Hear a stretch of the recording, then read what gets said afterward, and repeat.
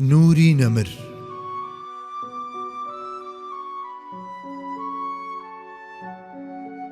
بەرجی پێنجەم، نووسینی مامۆستا محەممەد فەتحوڵڵا گولەن.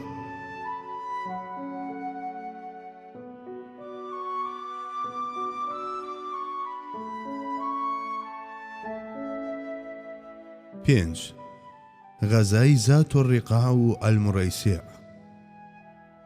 لە ساڵی چواری کۆچیشدا ئەم جۆرە مانۆڕانە بەردەوام بوون. لەو ماوەیەدا هەردوو هۆزی ثەعلەبە و ئەنماری سەر بە تیرەی غەتەفان بڕیاریاندا هێرش بکەنە سەر مەدینە.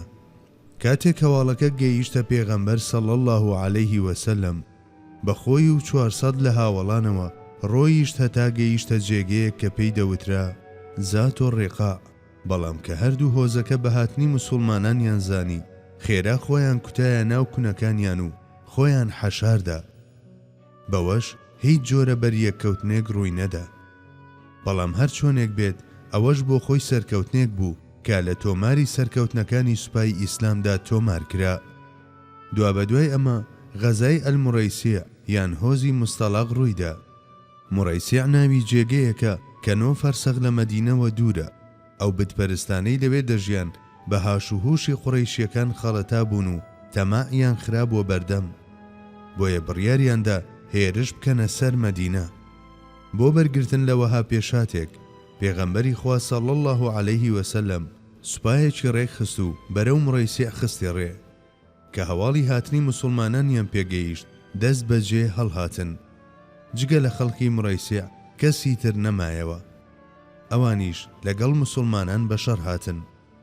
بەڵام سوپای پێغەمبەر زاڵ بوو بەسەریاندا و هیچ زیانێک لە ڕیزی موسڵمانان نەکەوت جگە لە دوژمن 10 جەنگاوەریان لێکوژرا. موسڵمانانیش بە 600 دیل و 2000 وشتر و 5000 سەرمەڕەوە گەڕانەوە. بەو جۆرە پێغەمبەر صەڵی الله عەلەیه وسەلەم سەرکەوتنێکی تری نوێی خستە سەر زنجیرەی سەرکەوتنەکانی. بە گەڕانەوەیان لەو غەزایە هەندێک لە دووڕوان دزەیان کردە ناو ڕیزی موسڵمانانەوە تاکو دوو بەرەچی و دوو زمانی لە نێوانیاندا بچێن و سوود لە دەستکەوتەکان وەربگرن. تەنانەت ویستیان ڕووداوێکی بچووک بخۆزنەوە بەوەی کە ناکۆچێک لە نێوان هاوپەیمانی یەکێک لە ئەنسارەکان و یەکێک لە کۆچبەرەکان بنێنەوە. ئەوەش تەنها لەسەر ئەوەی کامیان شایەنترە بەوەی لە بیرێکی ئەو دەڤەرەدا وشترەکە پێشتر ئاو بدات. بەڵام پلانەکەیان سەری نەگرت.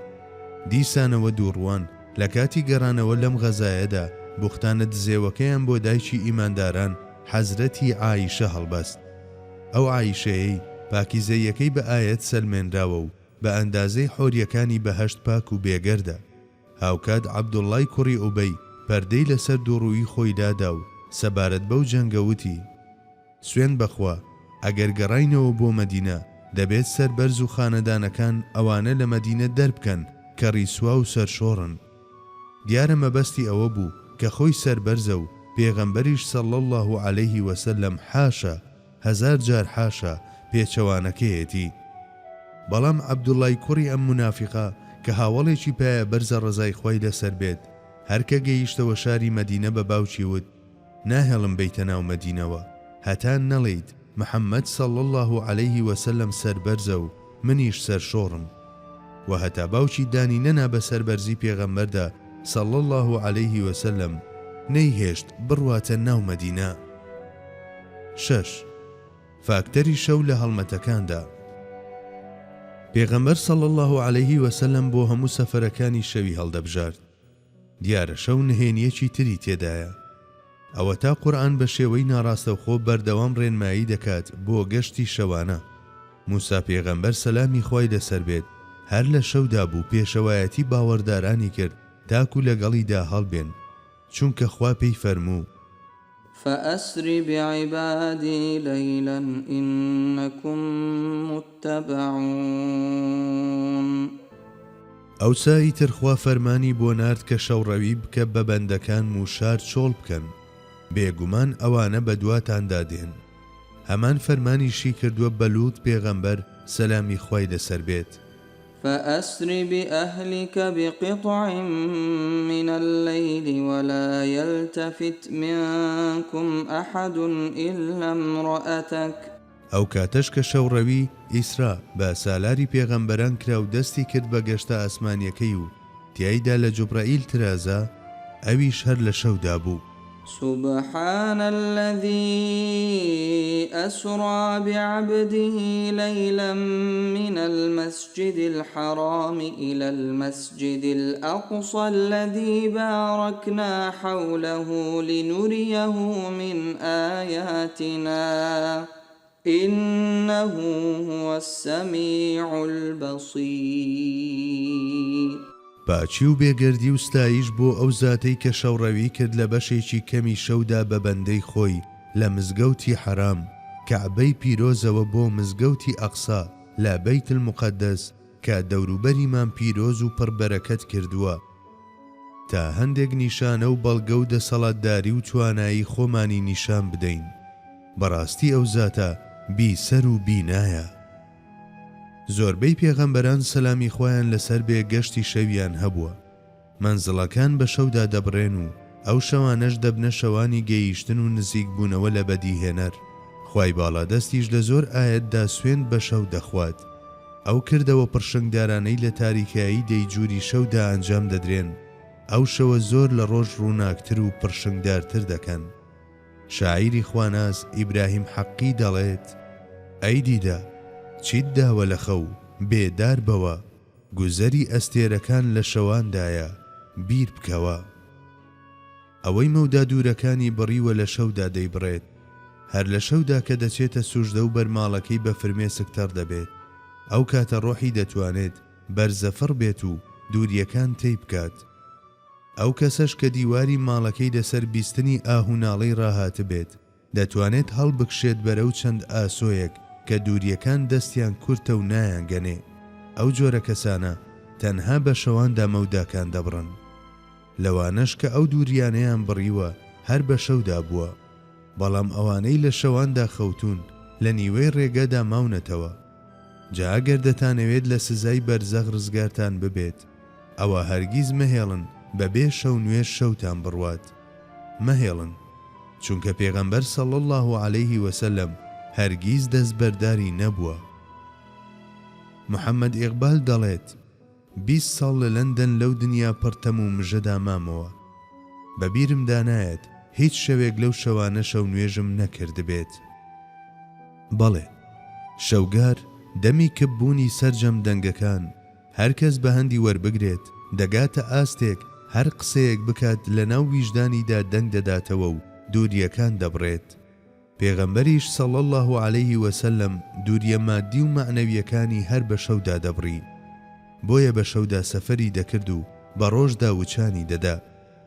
بەو جۆرە دوژمنانیشی پێیان نەدەزانی، هەر ئەوەندەیان دەزانی لە بەردەمیدا کت و پڕ دەرکەوتووە. ئەم ئاەتە بەرگەیەکی بچووکی ئەو دیمەنانەمان بۆ نمایش دەکات. فإذا نزل بساحتهم فساء صباح المنذرين. واوەیلا بۆ ئەوانەی کاتێک کە سزا و تۆڵەی ئێمەدا دەبەزێتە سەریان، ئای کە بەرەبەیانێکی سامناکە بۆ بێدارکراوان. بەڵێ، ئەگەر ڕوبەڕووی کۆمەڵێک ببوونایەتەوە مانای ئەوە بوو کە ئیتر ئەو کۆمەڵە کۆتاییان پێهاتووە و دەورانیان هەڵپێچراوە. پێغەمبەر صلی الله علیه وسلم هەر لە بەرەبەیاندا هەڵمەتی دەبرد، چونکە لە بەرەبەیاندا بیر و باوەڕی خەڵکی ئەو ناوچەیە دەردەکەوت کە داخۆ بانگ دەدرێت یان نوێژ دەکرێت. بەرەبەیان ئەو کاتەیە کە شنەبای تەجەلا هەڵدەکات. یەکێک لە دۆستانی خوا دەڵێت: شنەی تەجەلا هەڵدەکا لە سەحەردا، سادی دەم بێدار بەوە لە تاوی سوبحدا. بەرەبەیان لای ئیماندار زۆر گرنگە. ئەو ساتە وەختەیە کە سروەی میهری ئیلاهی هەڵدەکات، لەو دەمەدا خۆی ساز دەکات بۆ ئەوەی بچێتە ناو جیهانی واتاوە، چونکە خۆی بۆ نوێژ ئامادە دەکات. بۆیە هەردەم پێغەمبەر صلی الله علیه وسلم کاتی بەرەبەیانی هەڵدەبژات. لە کاتێکدا کە دوژمن بە باوێشکەوە لە جێگەی خەو هەڵدەستا، دەیبینی کە ئیمانداری گورج و گۆڵ لە بەردەمی داوەستاوە. زۆربەی جار ئەوە نەخشەی بوو. ئەو کاتێک کە لە بەردەم قەڵای خەیبەردا دروشمی ئەڵڵاهو ئەکبەر خەیبەر وێران بێتی وتەوە: قەڵاکە یەکسەر لەرزەی پێکەوت، بەڵام کەس نەیدەزانی ئەو سوپایە چۆن گەیشتووەتە ئەوێ، چونکە بروسکە ئاسا و بە خێرایی غەزاکانی ئەنجام دەدا. ئەوەندە بە چوستی ڕێگەیان دەبڕی، خێراترین وشتر پێیان نەدەگەیشتەوە. غەزای هۆزی مستەڵق یەکێک بوو لەو غەزا خێرایانە. کاتێک گەڕانەوە دووڕوویی پەلی خۆی کوتا. لەبەر ئەوە خاوەن فەتانەتی مەزن بۆ ئەوەی ڕێنەدات شوێنەواری دووڕوویی تەشەنە بکات، فەرمانی دەرکرد بە بێوەستان موسڵمانان سەفەرێکی درێژ بکەن. بەهۆی ئەو سەفەرە بەردەوامەوە دووڕووەکان هەلیان بۆ نەڕەخسا تاکو ئاگری ئاژاوە زیاتر خۆش بکەن. ئەگەرچی عەبدوڵڵای کوڕی ئوبەی کوڕی سەلول لە بیری خۆیدا نەخشەی بۆ چەندەها شت کێشا بوو، بەڵام کاتی پێویستی دەست نەکەوت تاکو بیرۆکەکانی جێبەجێ بکات. هەمووان هێندە خێرا دەڕۆیشتن هەر وەک ڕابکەن. ڕۆیشتن و گەڕانەوەیان هەر بەو خێراییە بوو. تەواو شەکەت بووبوون، بۆیە هەر کە مۆڵەتی پشویان پێدرا خێرات تەختی خەو بوون. خەبەریشیان نەبووەوە تا ڕۆژ بووەوە و خۆر هەڵات. ڕەنگە یەکەم جار بوو بێ نوێژی بەیانی لە گزنگدا بکەن. ئەو حاڵە هەتا ساڵی پێنجەمی کۆچی بەردەوام بوو. بۆیە هۆزەکان لەوە دڵنیا بوون کە هیچ کامیان ناتوانن تەنیا لە بەرامبەر پێغەمبەردا صلی الله عەلەیه وسلم بوەستنەوە. بۆیە بڕیاریاندا کە هێزەکانیان یەک بخەن و پێکەوە دژی بوەستن. بەو جۆرە هێزەکانیان یەک خست و بەرەو مەدینە کەوتنە ڕێ.